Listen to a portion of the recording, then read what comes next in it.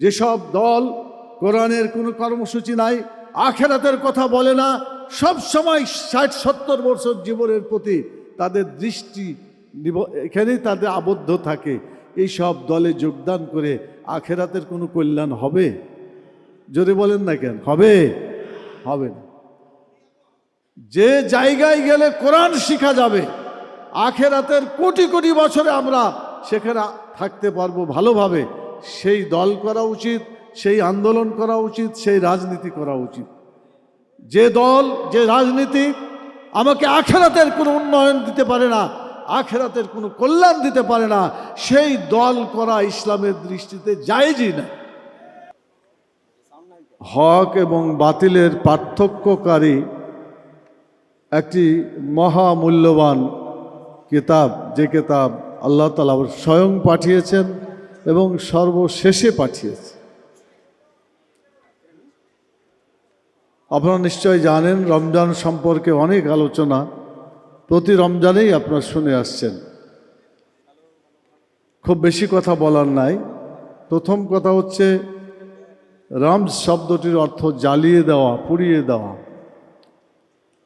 রোজার মাধ্যমে আল্লাহ তাআলা মানুষের গুনাহ খাতাকে জ্বালিয়ে পুড়িয়ে সেই মানুষটিকে পরিষ্কার করার ব্যবস্থা করেছেন। দীর্ঘ একটি মাসের মধ্যে 30 দিন, একটি মাস 30 বা 29 দিন, এই মাসে এই ইবাদত করার মাধ্যমে আল্লাহ তাআলা আমাদেরকে, আমাদের চরিত্রকে সুন্দর করার একটা গুরুত্বপূর্ণ ব্যবস্থা রেখেছেন। আমরা আল্লাহ তাআলার এই পবিত্র রমজান মাসে উপনীত হয়েছি। দেখতে দেখতে এই একটা অংশ চলে যাচ্ছে। আমরা জানি প্রথম 10 দিন রহমতের, দ্বিতীয় 10 দিন মাগফিরাতের, আর তৃতীয় 10 দিন জাহান্নামের আগুন থেকে বাঁচা। সেই হিসাবে রমজান মাস আমাদেরকে একটা গুরুত্বপূর্ণ শিক্ষা দিয়ে যায়, যে শিক্ষাটি এই আয়াতের মধ্যে আছে সূরা বাকারায়, যে এই রমজান মাসে একটা জিনিসই ঘটেছিল। ঘটনাটা, এই মাসে কোরআন নাজিল হয়েছিল। যদি বলেন তো কি নাজিল হয়েছিল? কোরআন নাজিল হয়েছিল। এই কোরআন এমন একটি কিতাব, যে কিতাব দুনিয়াকে আলোকিত করে, আর এই কিতাব থেকে দূরে থাকলে তারা অন্ধকারে থেকে যায়। যেসব জায়গায় যেসব জাতি কোরআনকে অনুসরণ করেছে, করে বা করবে, তারা আলোকিত থাকবে।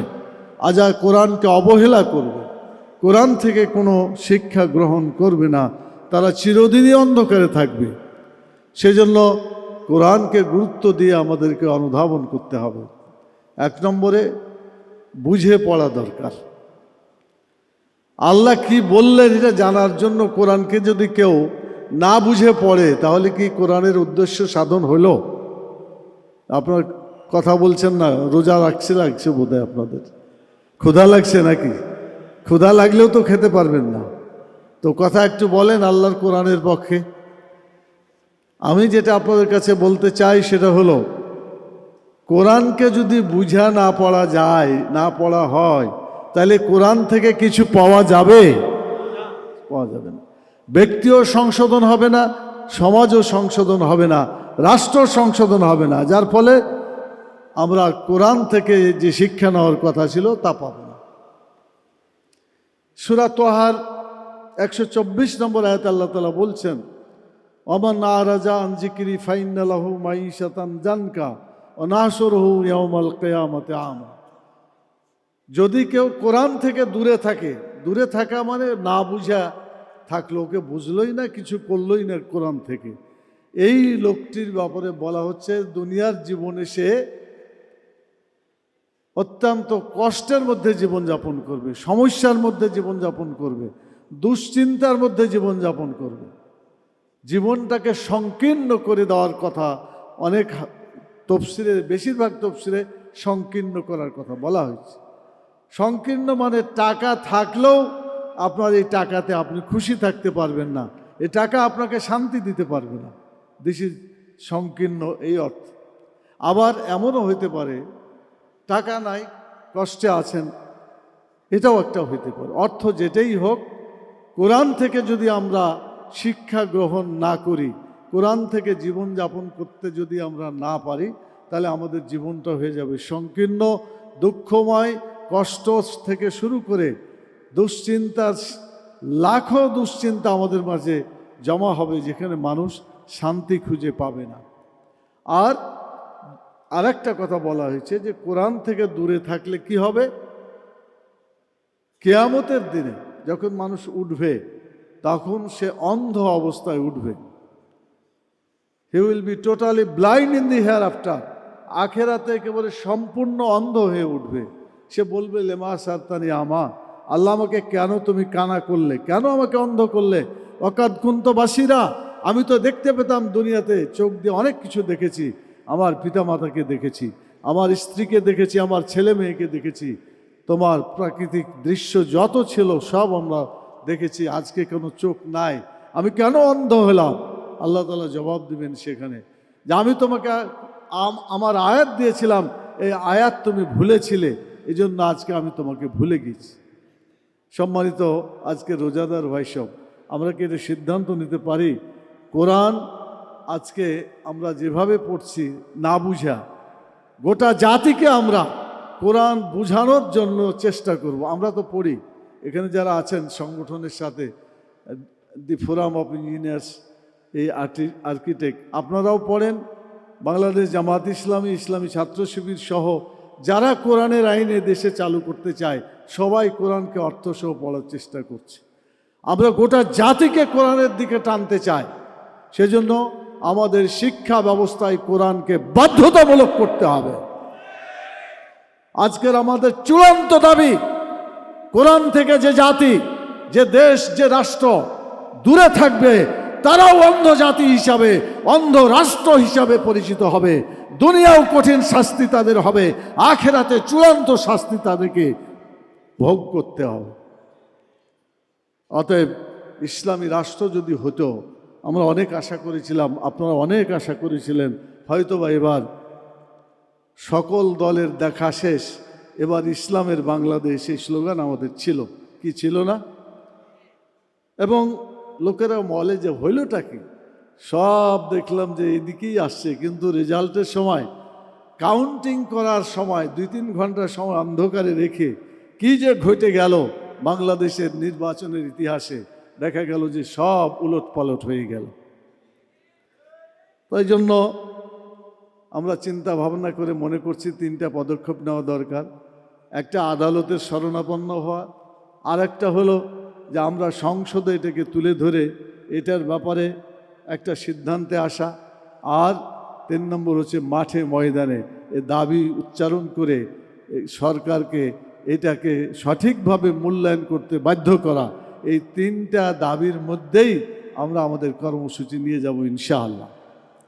সম্মানিত ভাই এবং বোনেরা, আসুন, সময় খুবই কম, তাহলে কি আমরা কোরআনকে বাধ্যতামূলক হিসেবে যদি আমরা করতে চাই, শিক্ষা ব্যবস্থার সিলেবাসে কোরআনকে রাখতে হবে। কি রাজি আছেন আপনারা? প্রাইমারিতে কোরআন শিখবে, হাই স্কুলে যে 10 পারা অর্থসহ কোরআন শিখবে, কলেজে যে আর 10 পারা অর্থসহ কোরআন শিখবে, বিশ্ববিদ্যালয়ে গিয়ে আর 10 পারা কোরআন শিখবে, 30 পারা কোরআন ছাত্র জীবনে শেষ হয়ে যাবে। মাস্টার ডিগ্রিও হবে, কোরআনের শিক্ষায় শিক্ষিত হবে, জাতি উন্নত হবে। আজকে আমরা যেভাবে আছি, এই জাতিকে আমরা উন্নত করতে সক্ষম হব ইনশাআল্লাহ। এই দাবিকে আমরা সরকারের কাছে রাখতে চাই। আর যারা মুসলমান হিসাবে আমরা আছি, সবারই উচিত যে আমরা এই দেশে কোরআনের শাসন কায়েম করলেই দেশটা শান্তিতে থাকবে। আর আমরা তো মূল জিনিস চাই, 60-70 বছর জীবনে শান্তি শুধু চাই না, আমরা চাই অনন্ত জীবন, কোটি কোটি বছরের জীবন, আখেরাতের জীবনে আমরা শান্তি পেতে চাই। অতএব সেই শান্তি যদি পেতে হয়, তাহলে অবশ্যই আমাদেরকে কোরআনের দিকে ফিরে আসতে হবে এবং কোরআনের পথে চলতে হবে। যেসব দল কোরআনের কোনো কর্মসূচি নাই, আখেরাতের কথা বলে না, সব সময় 60-70 বছর জীবনের প্রতি তাদের দৃষ্টি এখানেই তাদের আবদ্ধ থাকে, এই সব দলে যোগদান করে আখেরাতের কোনো কল্যাণ হবে? জোরে বলেন না কেন? হবে? হবে না। যে জায়গায় গেলে কোরআন শিখা যাবে, আখেরাতের কোটি কোটি বছরে আমরা সেখানে থাকতে পারবো ভালোভাবে, সেই দল করা উচিত, সেই আন্দোলন করা উচিত, সেই রাজনীতি করা উচিত। যে দল, যে রাজনীতি আমাকে আখেরাতের কোনো উন্নয়ন দিতে পারে না, আখেরাতের কোনো কল্যাণ দিতে পারে না, সেই দল করা ইসলামের দৃষ্টিতে জায়েজই না।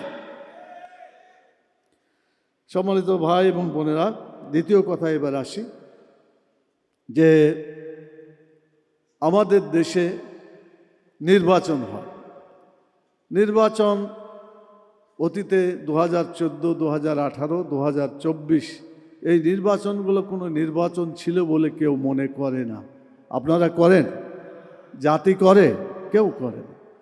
তো যে সরকার, ফ্যাসিস্ট সরকার এগুলো করেছিল, এই ফ্যাসিস্ট সরকারকে যাতে 2024 সালের 5ই আগস্টে যেভাবে ছাত্র জনতা তারা তাদের বিরুদ্ধে আন্দোলন করে দেশ থেকে বিতাড়িত করেছে, সেই দলকে আবার বাংলাদেশে পুনর্বাসিত করা, এটা আন্দোলনের সাথে বিশ্বাসঘাতকতার সামিল বলে আমরা মনে করি।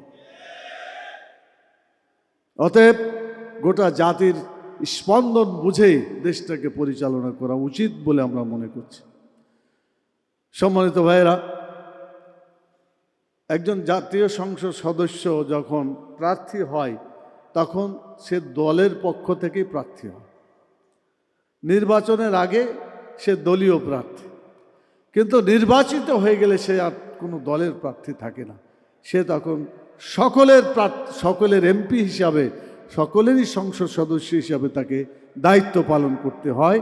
এজন্য জাতীয় সংসদ সদস্য গোটা জাতির জন্য তার দায়িত্ব পালন করতে হয়। আমি মনে করি যারা এই নির্বাচিত হয়েছেন, যে দল থেকেই করুন, আমরা সবাই একই মানের, একই দায়িত্ব এবং একই কর্তব্য পালন করার জন্য আমাদের সকলের চিন্তা করা উচিত। দেশটাতে শান্তি প্রতিষ্ঠা করা উচিত বলে আমরা মনে করি। 1 নম্বর, শান্তি বিঘ্নিত হচ্ছে বলে আমরা আশঙ্কা করছি।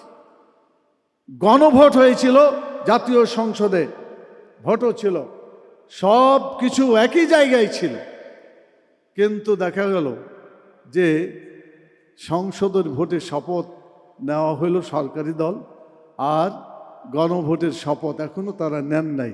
কি নিয়েছেন? আচ্ছা আপনারা বলেন, এই গণভোট তো দাবি ছিল আগে হওয়ার, বর্তমান যে দল শপথ নেয়নি তারাই তো বলল একসাথে গণভোট হবে, কথা ঠিক না? তাদের প্রস্তাবিত গণভোট আজকে তারা সেখান থেকে সরে যায়, তাদের কথা থেকে তারা সরে যাচ্ছে বলে মনে হয়। আমি এই শব্দ উচ্চারণ করতে চাচ্ছি না, আমাদের সম্পর্ক ভালো হোক এটাই আমরা মনে করি। কথা এবং কাজে মিল হচ্ছে না, এই শব্দটাই আমরা বলতে চাই। আবার আমরা যখন গেলাম, আমরা দুটাই শপথ নিয়েছি, জাতীয় সংসদেরও নিলাম, গণভোটেরও নিলাম। তো যারা নিল না তারা তো জনগণের ভোটের কোনো মূল্য দিল বলে মনে হয় না, জনমতের কোনো মূল্য তারা দিচ্ছে বলে মনে হচ্ছে না।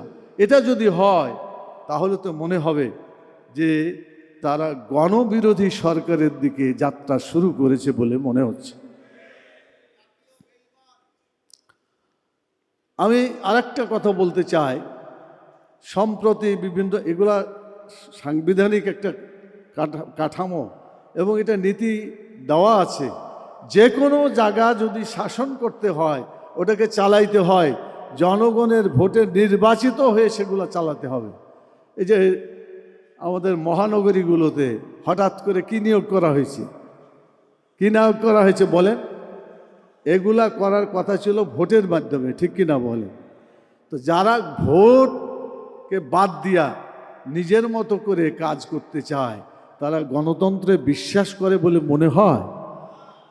আমরা বলবো বর্তমান সরকারকে যারা আছেন, আমরা ধন্যবাদ জানাই যে একই সাথে আমরা লড়াই করেছি অতীতে এবং একই সাথে অনেক দূর পার হয়েছি। এখন এত দূর আসার পরে যদি পিছ টান দিয়ে অন্যদিকে চলে যায়, তাহলে জনগণের জন্য এটা খুবই কষ্ট হবে বলে আমাদের কাছে মনে হচ্ছে। তো জনগণের কষ্ট থেকে বাঁচার জন্য, দেশটাকে ভালো করার জন্য আমাদের সকলের সুবুদ্ধি হওয়া উচিত এবং সকল পর্যায়ের কাঠামোগুলোকে জনগণের ভোটে নির্বাচিত প্রতিনিধির মাধ্যমে শাসন করতে হবে। এককভাবে সিদ্ধান্ত দিয়ে স্বৈরাচারী আচরণ প্রকাশ করলে পারে জাতি অতীতের মতো আবার হয়তো সংগ্রামে নামতে বাধ্য হয়ে যাবে। আমি বলবো সময় আছে, সময় আছে, বিবেচনা করুন, এদিকে চলে আসুন।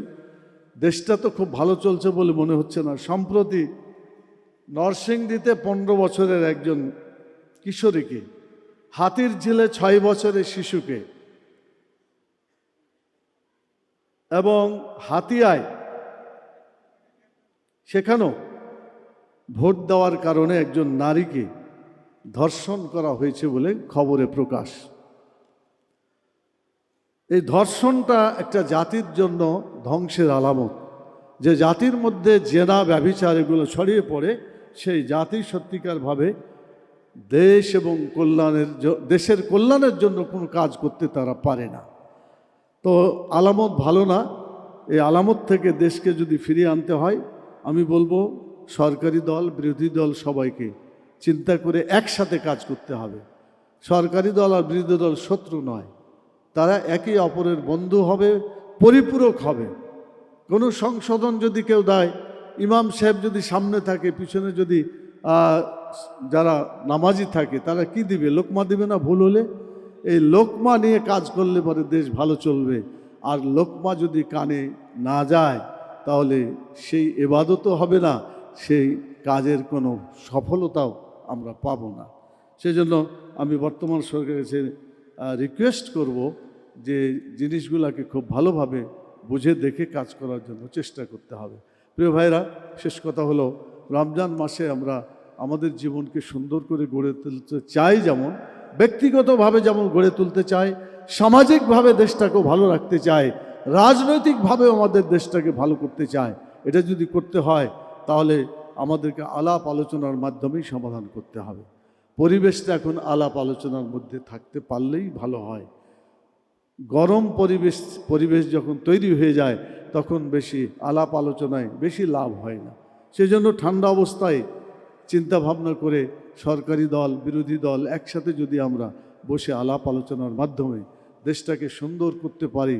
দেশের জনগণের ভোগান্তি অনেক হয়েছে, এই ভোগান্তি দয়া করে মেহেরবানি করে কেউ আর বৃদ্ধি করার দিকে যাবেন না, এই ভোগান্তি কমানোর দিকেই যাওয়ার জন্য আমি সকলের কাছে আবেদন জানিয়ে এবং শেষ আর একটি কথা বলতে চাচ্ছি।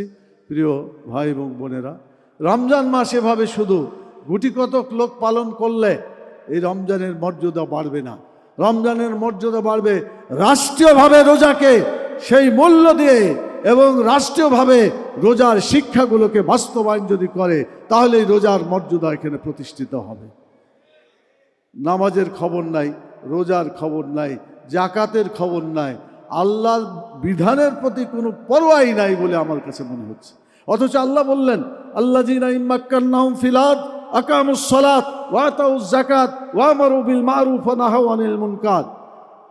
যারা ক্ষমতায় অধিষ্ঠিত হবে, যারা ক্ষমতা প্রাপ্ত হবে, 1 নম্বরে নামাজ চালু করে মানুষের চরিত্রকে ভালো করে দিতে হবে। চরিত্রবান নাগরিক তৈরি হলে দেশের সকল সমস্যার সমাধান হবে। নামাজি তৈরি করার 1 নম্বর ঘোষণা আল্লাহ বলেছেন, সচ্চরিত্র নাগরিকদের চরিত্র তৈরি করার ব্যাপারে আল্লাহ বলেছেন। যাকাত চালু করে মানুষের ক্ষুধা, দারিদ্র, বেকারত্ব দূর করতে হবে। এই যাকাত যতদিন চালু না হবে, ক্ষুধা, দারিদ্র, বেকারত্ব বাংলাদেশ থেকে যাবে না। অতএব তাড়াতাড়ি, যেহেতু ক্ষমতায় যারা আসীন হয়েছেন, সরকারি দল হোক, বিরোধী দল হোক, প্রত্যেকে একটা গভর্নমেন্ট আর একটা হচ্ছে শ্যাডো গভর্নমেন্ট, এই দুটার কথা পলিটিক্যালি ব্যবহৃত হয়। সবাইকে সচেতনতার পরিচয় দিয়ে আসুন আমরা আল্লাহর এই বিধানগুলোকে নামাজ চালু করে মানুষের চরিত্র ভালো করে দিই।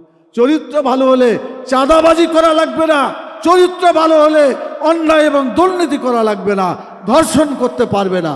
অতএব নামাজ চালু করাই একমাত্র ঔষধ এদেশ থেকে দুর্নীতি বিতাড়িত করার পথ। যাকাত চালু করে ক্ষুধা, দারিদ্র, বেকারত্ব দূর করা যাবে। জাকাত যতদিন চালু না হবে বাংলাদেশের দুর্নীতি বেকারত্ব থেকে শুরু করে কোনোটাই বাংলাদেশ থেকে বিদায় করা সম্ভব হবে না। ভালো কাজ চালু করে মানুষকে কল্যাণ করতে হবে, কল্যাণ দিতে হবে, আরাম দিতে হবে। মন্দ কাজ বন্ধ করে মানুষকে কষ্টের হাত থেকে রক্ষা করতে হবে। সূরা হজের 41 নম্বর আয়াত আজকে বাংলাদেশের সরকারের জন্য 1 নম্বর ওষুধ হিসাবে ট্রিটমেন্ট করতে হবে। আমরা কোরআনের এই মেডিসিন বাংলাদেশি সরকারের প্রয়োগ করার জন্য আহ্বানও জানাতে চাই, আন্দোলনের জন্য ডাকও দিতে চাই। যতদিন বেঁচে আছি আল্লাহর কোরআনের আইন এখানে চালু না হবে ততদিন পর্যন্ত আমাদের আন্দোলন সংসদের ভিতরেও চলবে, বাইরেও চলবে, সব জায়গায় আন্দোলন চলবে। আন্দোলন হবে জীবনের অপর নাম। আসুন সেই সংগ্রামে আমরা ঝাঁপিয়ে পড়তে চাই। আপনারা কি রাজি আছেন সেই আন্দোলনে? রাসূলুল্লাহ সাল্লাল্লাহু আলাইহি ওয়াসাল্লাম বদরের যুদ্ধ করেছিলেন কোন মাসে? রমজান মাসে বদরের যুদ্ধ করেছিলেন। না খেয়ে রোজা রেখে আন্দোলন করেছিলেন, জিহাদ করেছিলেন। আজকে মুসলমানদেরকে শপথ নিতে হবে রোজার যে শিক্ষা, এই শিক্ষাকে নিজের জীবনে বাস্তবায়িত করে বাংলাদেশকেও দুর্নীতির বিরুদ্ধে, অন্যায়ের বিরুদ্ধে সে ধরনের সংগ্রাম পরিচালনা করে বাংলাদেশকে দুর্নীতিমুক্ত একটা দেশে পরিণত করতে হবে ইনশাআল্লাহ। সেই আবেদন জানিয়ে আপনাদেরকে ধন্যবাদ জানিয়ে এবং বিশেষ করে the forum of engineers and architects এই সংগঠনকে আমি ধন্যবাদ জানাই আমাকে কথা বলার সুযোগ দেওয়ার জন্য। আল্লাহ তাআলা যদি আগামীতে আবার দেখার সুযোগ দেন আবার কথা হবে ইনশাআল্লাহ। আল্লাহর কাছে তৌফিক কামনা করছি। আল্লাহ বাংলাদেশকে অনেক কষ্ট, অনেক যন্ত্রণা সহ্য করে পর্যন্ত এসেছে। এই যন্ত্রণা থেকে জাতিকে যেন আল্লাহ মুক্ত দান করেন এবং সে ধরনের কাজ করা তৌফিক দান করেন। রোজার দিনে এই দোয়া করে আপনাদের সবাইকে অসংখ্য ধন্যবাদ জানিয়ে আমার কথা এখানেই শেষ করছি। একটি দোয়া পড়ার মাধ্যমে গুনাহ মাফ হয়ে যায়, সেটি উচ্চারণ করে আমি আপনাদের কাছ থেকে বিদায় নিতে চাই। সকলে বলুন সুবহানাকা আল্লাহুম্মা ওয়া বিহামদিকা আশহাদু আল্লা ইলাহা ইল্লা আনতা আস্তাগফিরুকা ওয়া আতুবু ইলাইকা। আসসালামু আলাইকুম ওয়া রাহমাতুল্লাহি ওয়া বারাকাতুহু।